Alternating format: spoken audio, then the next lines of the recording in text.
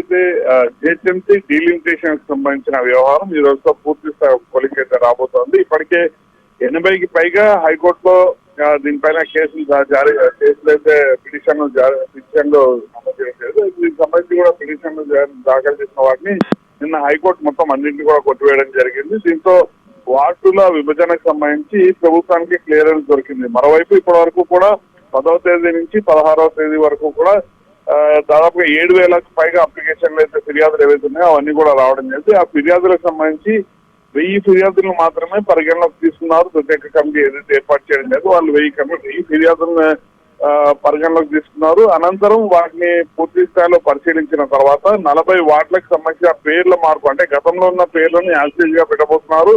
అదే సమయంలో ఒక 10 వార్డులకు సంబంధించిన సరిహద్దుల వివాదం అనేది చాలా ఎక్కువగా ఉంది కాబట్టి వాటిని మార్చబోతున్నారు. ఇటు బడంగపేట వ్యవహారం కావచ్చు, లేకపోతే ఇటు శివరాంపల్లి, ఈ వ్యవహారాల్లో కొంత ఇబ్బందులు తలెత్తుతాయి. దీనిపైన ఎక్కువ ఫిర్యాదులు వచ్చాయి కాబట్టి వాటి సరిహద్దుల వ్యవహారంలో కూడా ఆచితూచి వ్యవహరించడంతో పాటు స్వల్ప మార్పులు మాత్రమే చేస్తున్నట్టయితే మనకి ఇంటర్నల్ గా సమాచారం అయితే అందుతుంది. ఈ రోజు మధ్యాహ్నం తర్వాత ఏ క్షణం సరే ప్రభుత్వం నుంచి ఆర్డినెన్స్ అయితే రాబోతుంది. అంటే ఫైనల్ గెజిట్ ఏదైతే దాన్ని అయితే విడుదల చేయబోతున్నారు. సరిహద్దు కూడిన ఏవైతే వార్డుల పేర్లు, వార్డుల నెంబర్లు, సరిహద్దులు వీటన్నిటి కూడా ఫైనల్ గెజిట్ ద్వారా కూడా విడుదలైతే చేయబోతున్నారు.